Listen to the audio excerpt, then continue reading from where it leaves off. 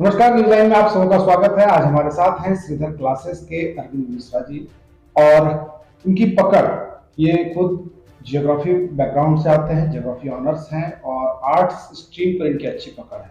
साथ ही ये मैट्रिक व इंटर के छात्रों को, साथ ही ग्रेजुएशन के छात्रों को भी बखूबी तैयारी आर्ट्स सब्जेक्ट की कराते हैं। और इन दिनों मैट्रिक की परीक्षाएं शुरू हो चुकी है, इंटर के भी परीक्षार्थी परीक्षा दे रहे हैं, सीबीएसई और आईसीएसई की परीक्षा होने वाली है। और किस प्रकार से बच्चे तैयारी करें, किस प्रकार से परीक्षा में क्वेश्चन का पैटर्न होगा, इन्हीं सभी बातों को लेकर आज इनसे चर्चा करेंगे और आपके लिए ये कुछ टिप्स देंगे। आप इनकी बातों को ध्यान से सुने। अरविंद जी, आपका स्वागत है। बहुत बहुत धन्यवाद।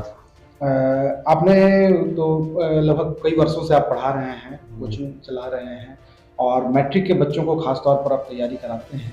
तो किस प्रकार से सबसे पहले मैट्रिक के बच्चों के लिए जो विभिन्न सब्जेक्ट है, आर्ट्स स्ट्रीम, साइंस स्ट्रीम और ये लैंग्वेज पेपर, किस प्रकार से बच्चे तैयारी करें?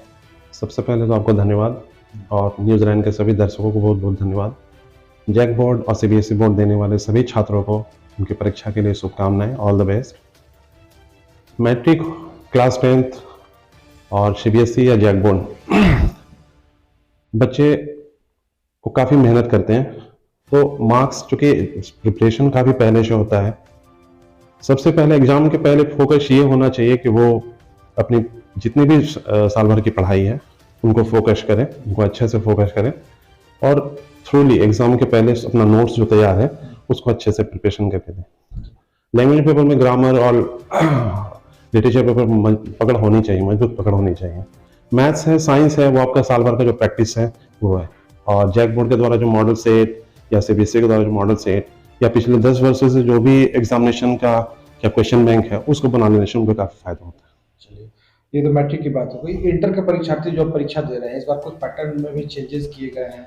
ऑब्जेक्टिव क्वेश्चन के लिए पहले जहां ओएमआर सीट आता था, वो ओएमआर सीट नहीं दिया जा रहा है, लेकिन पेपर में लिखना है।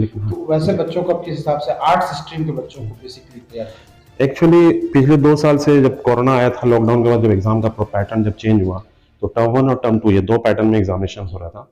तो पहला टर्म था, उसमें 40 मार्क्स का एमसीक्यू क्वेश्चन था, ओएमआर सीट पे था। और सेकंड पेपर जो था वो डिस्क्रिप्टिव था, जो आपको पेपर पे देना था। क्योंकि इस बार पैटर्न चेंज हुआ है, वो उसको ऑब्जेक्टिव्स जो मार्क्स है वो 30 मार्क्स का कर दिया गया, ओएमआर सीट हटा दिया गया।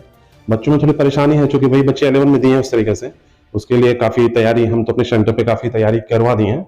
लेकिन चूंकि इस बार ओएमआर सीट पे नहीं है तो टेंशन लेने वाली कोई बात नहीं है।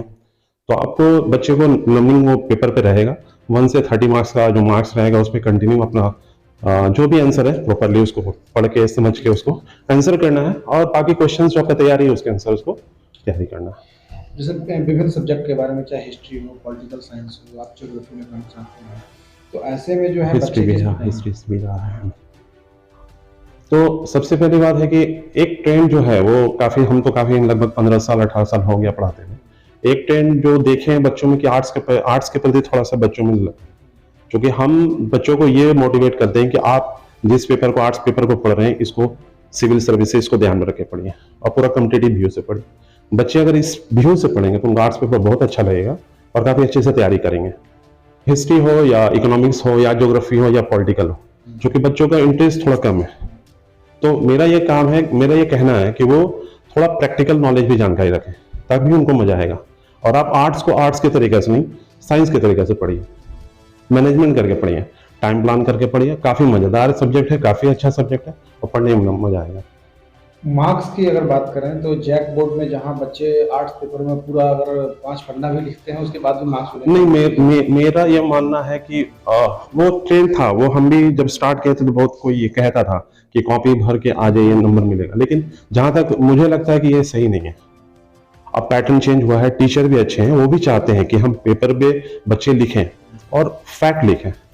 और ये, हाँ, फैक्ट लिखें। अगर आप तथ्य लिखेगा, आपका लॉन्ग क्वेश्चन भी आ रहा है तो आपको 8 पेज 10 पेज लिखने की जरूरत नहीं है। आप 2 पेज में ढंग से उस फैक्ट को लिखेगा, आपको मार्क्स मिलेगा, प्रॉपरली मिलेगा। मैं बच्चों को बताता हूँ, बच्चे मार्क्स लाते हैं। मेरे यहाँ से तो रैंकर भी रहे हैं और बच्चे मोटिवेट भी होते हैं। ये भ्रांतियां सिर्फ, हाँ, ये भ्रांतियां फैली हुई है, ये बहुत पहले की भ्रांतियां थी, इससे बाहर आना होगा।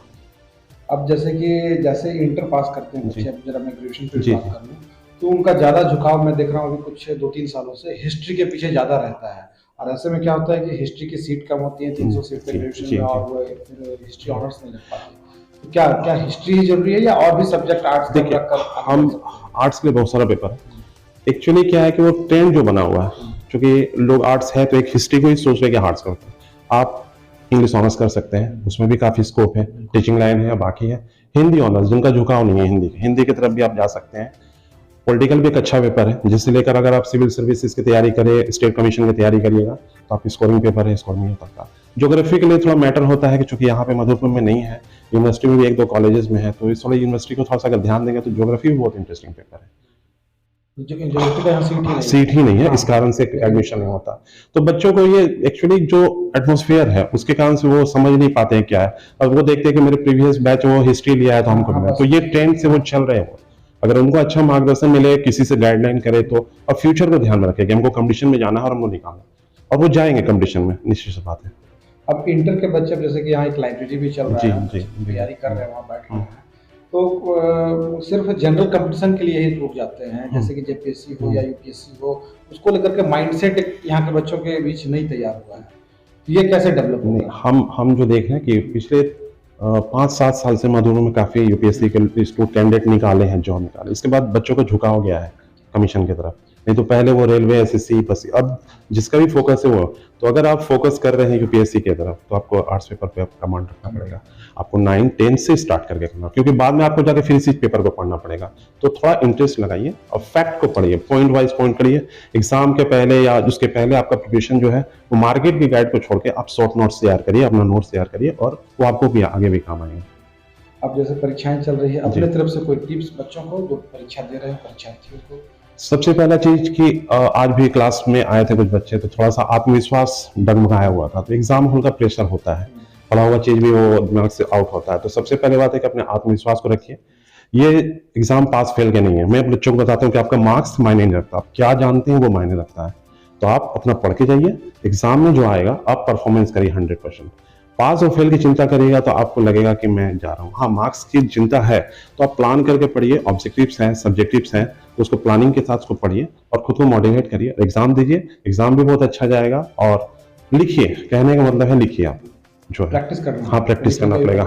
हाँ, प्रैक्टिस करना पड़ेगा, क्योंकि अब समय नहीं है, तब तो एग्जाम जो है उसको अच्छा से प्लान करके उसको देना पड़ेगा एग्जाम। तो ये अरविंद मिश्रा सर थे, जिन्होंने आपको आपके एग्जाम की जो पूरी तैयारी है कैसे करनी चाहिए और किन चीजों को आप कम समय में अधिक से अधिक पढ़कर और अधिक से अधिक अंक प्राप्त कर सकते हैं, इसके बारे में उन्होंने जानकारी दी। इसी प्रकार से हम आगे भी बात करेंगे और भी कई शिक्षक हमारे साथ जुड़ेंगे जिनसे आपको रूबरू कराएंगे और वो आपको परीक्षा से संबंधित टिप्स देंगे। अभी के लिए